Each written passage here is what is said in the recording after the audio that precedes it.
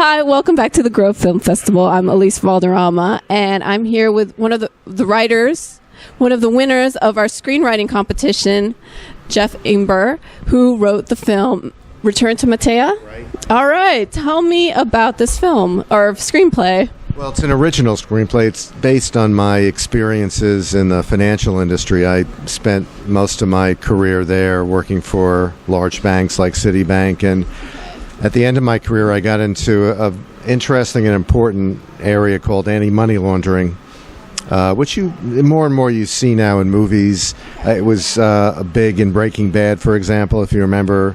The protagonist was trying to launder all his money. So I was deeply involved in the area that tries to prevent money laundering and catch bad guys.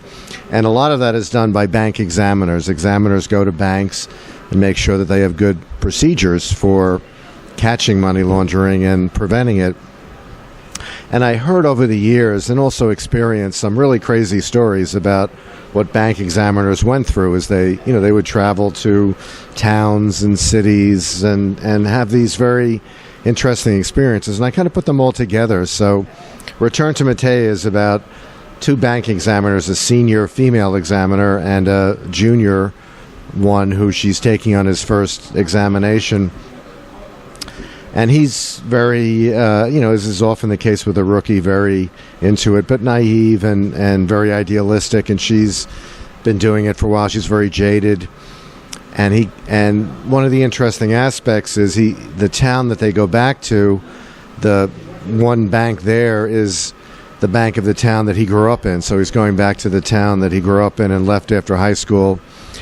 And he immediately meets a woman who stayed in the town who he had a crush on when he was in high school. And then he finally has the fling that he wanted to have in high school. In the meantime, he's got also kind of developing a crush on his boss without realizing that she is, in fact, the lover of another female who's the anti-money laundering officer of the bank, who herself is in cahoots with the local drug dealer, and she's the daughter of the CEO of the bank who runs the bank, and the bank is a family bank named after them. So there are all these cross currents that I kind of explore in the film, and again, a lot of it is really based on what I heard and added some imagination to it. But what I tried to do, Elise, is touch on very current themes. It's a town that was depressed. There's drug use, and in fact, that's the source of a lot of money laundering.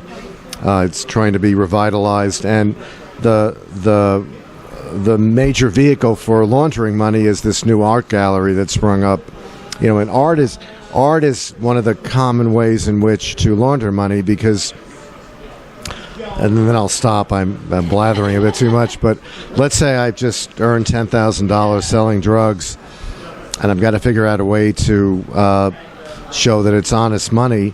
What I can do is go to a local artist, give that artist $10,000, or go to a patron of a local artist, give that patron $10,000, and have that patron buy the piece of art because art's very subjective. Right, it's exactly.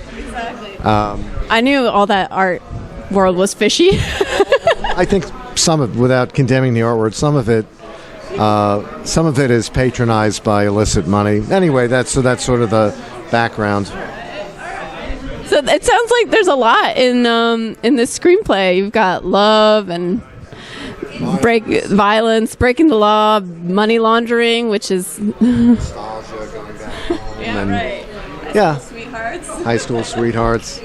Sounds like a lot of fun. I tried to make it fun. With, maybe a little bit of, modern day themes and